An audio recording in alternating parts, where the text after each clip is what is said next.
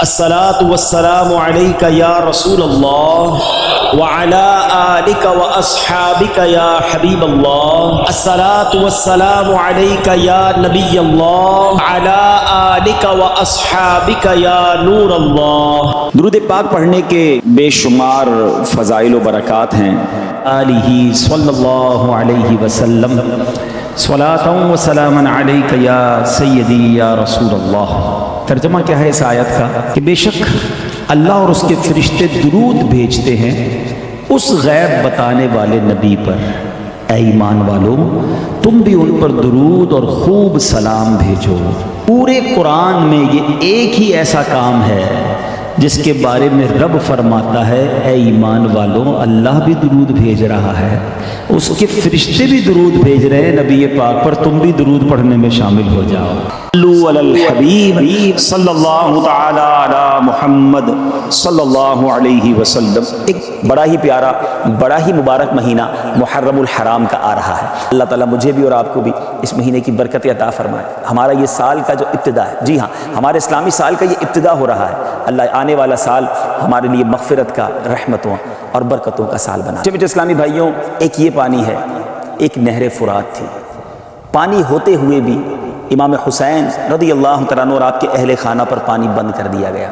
پیاسا رکھا گیا، بھوکا رکھا گیا، ظلم و ستم سے ستایا گیا اور پھر شہید کر دیا گیا. مگر اس خاندان نبوت کی زبان پر شکوہ نہیں تھا، رنج نہیں تھا، اطمینان تھا، اللہ کے فیصلوں پر بھروسہ تھا. جبھی تو شاعر لکھتا ہے نا، زباں پر شکوائے رنج و علم لایا نہیں کرتے، نبی کے نام لیوا غم سے گھبرایا نہیں کرتے. یہ قربانی کی داستان مجھے اور آپ کو یہ درس دیتی ہے کہ اگر ہم پر بھی کچھ آزمائشیں آ جائیں، ہم پر بھی کچھ تکلیفیں آ جائیں، صبر کرنا چاہیے، اللہ کی رضا پر راضی رہنا چاہیے. ایک طرف تو ہم اپنے آپ کو امام حسین کا غلام کہتے ہیں، پنجتن کا غلام کہتے ہیں، کربلا والوں کی نیاز بھی بناتے ہیں، لیکن جب تکلیف آتی ہے تو واویلا کرتے ہیں.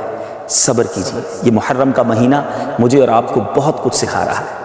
کیوں نہ کوئی ایسا کام کیا جائے کہ محرم کے مہینے میں ہمیں کچھ پیاس بھی لگے اور امام حسین اور ان کے قافلے والوں کی یاد بھی آئے.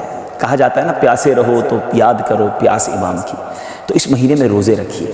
اللہ کی رحمت دیکھیے کہ اس مہینے کے روزوں کے فضائل کتنے ہیں. سرکار دو عالم صلی اللہ تعالیٰ علیہ وسلم فرماتے ہیں رمضان کے بعد محرم کا روزہ افضل ہے اور فرض کے بعد افضل نماز صلاۃ اللیل یعنی رات کے نوافل ہے.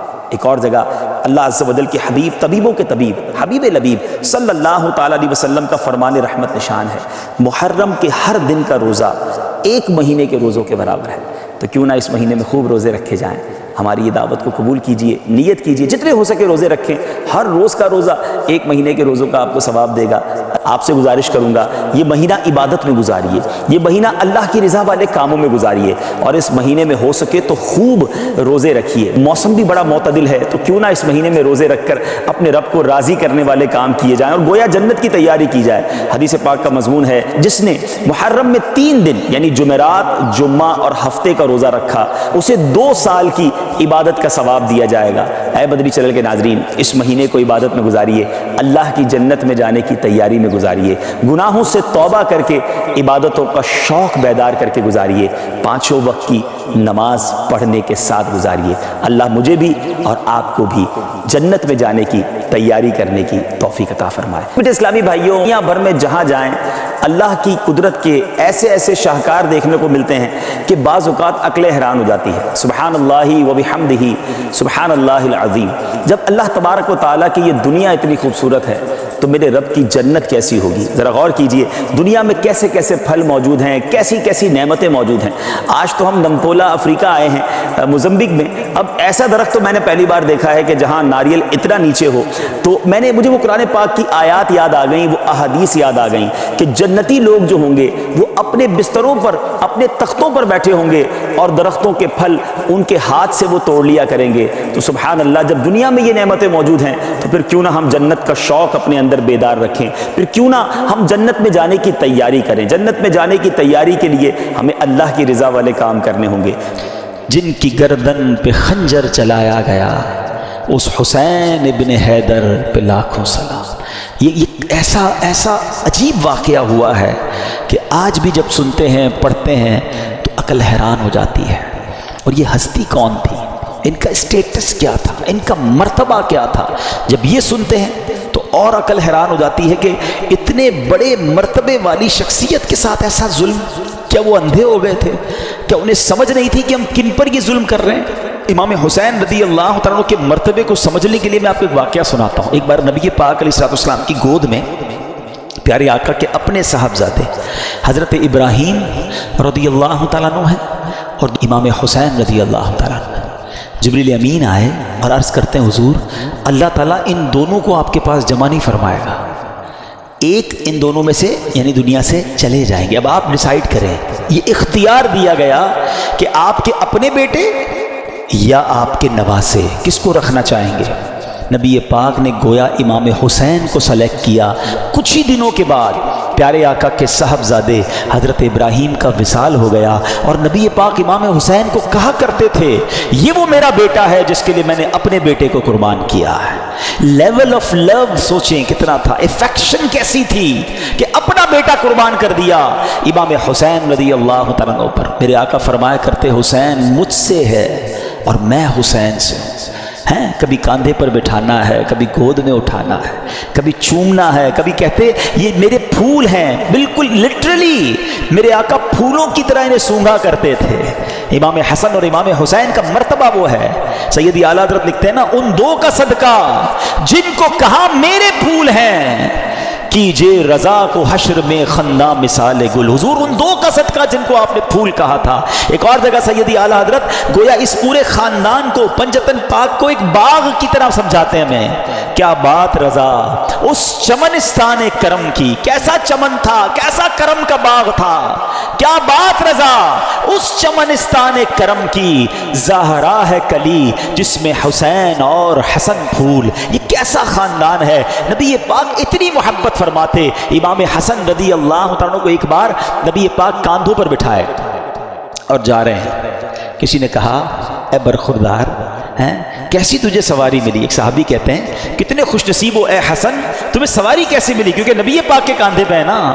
سنو میرے آقا کیا کہتے ہیں. آقا کہتے سوار بھی کتنا اچھا ہے، اتنا پیار ہے اپنے نواسوں سے.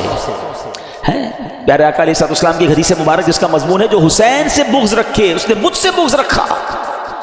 اتنے فضائل، اتنے نازوں سے پالا ہوا. اور پھر ایک اور عجیب بات بتاؤں گا. حضرت امام حسین، اچھا پہلے ایک فضیلت کی بات اور سن لیں پھر وہ عجیب بات بتاتا ہوں. ہمارے گھر میں بچہ پیدا ہوتا ہے، ہماری خواہش ہوتی ہے کسی مولوی صاحب کو ڈھونڈیں، اذان دلوا دیں، کوئی اور نیک آدمی مل جائے تو ان سے گٹی دلوا دیں. شہد چٹا کے لوگ بچے کو چٹا دیتے ہیں یا کھجور چھوٹی سی کھلا دیتے ہیں. یہ تحنیک ہے اور یہ سنت ہے، کرنا چاہیے، اچھی بات ہے. آج کل تو ڈاکٹر الاؤ نہیں کرتے. لیکن امام حسین کی قسمت پر ہماری جانیں قربان.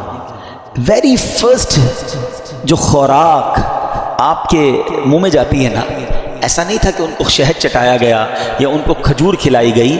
امام حسین کی منہ میں نبی پاک نے اپنی زبان داخل کر دی. پہلی خوراک لعاب مصطفیٰ ہے صلی اللہ تعالیٰ علیہ وسلم. آپ سوچئے سٹارٹ کیسا ہے کہ زندگی میں اگر پہلا کچھ لقمہ کھایا ہے یا کوئی چیز حلق کے نیچے جا رہی ہے تو وہ سرور کائنات علیہ السلام کا لعاب دہن ہے. اذان کس نے دی؟ آپ کے امام حسین کی کانوں میں اذان دینا بھی ان کی نصیب. دیکھیں کہ ان کے کانوں نے پہلی آواز سنی اللہ اکبر، اللہ کا نام سنا اور زبان تھی حبیب خدا کی. ہائے ہائے ہائے کیا بیان کریں ہم. ہمارے پاس تو سچی بات بتاؤ ہماری اوقات بھی نہیں ہے. ہمارے پاس نہ وہ الفاظ ہیں نہ ہماری اوقات ہے کہ ہم حسنین کریمین اور اس گھرانے کی شان بیان کریں. ہم تو بس صدقہ لینے جمع ہوئے ہیں، خیرات لینے جمع ہوئے ہیں کہ کچھ ان کا ذکر کر لیں. اور وہ شاعر کہتے ہیں نا کچھ نواسوں کا صدقہ آتا ہو، در پہ آیا ہوں بن کے سوالی. ہم تو صدقہ لینے جمع ہوئے ہیں، نہ ہماری اوقات ہے نہ ہمارے پاس کچھ پیش کرنے کو ہے. تو یہ وہ ہستیاں ہیں.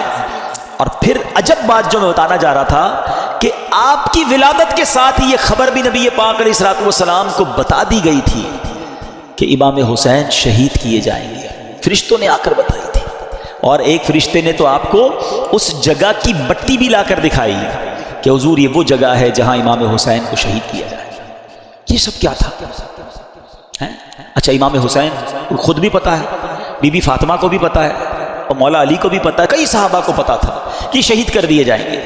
اور یہ بھی بتایا گیا کہ حضور آپ کی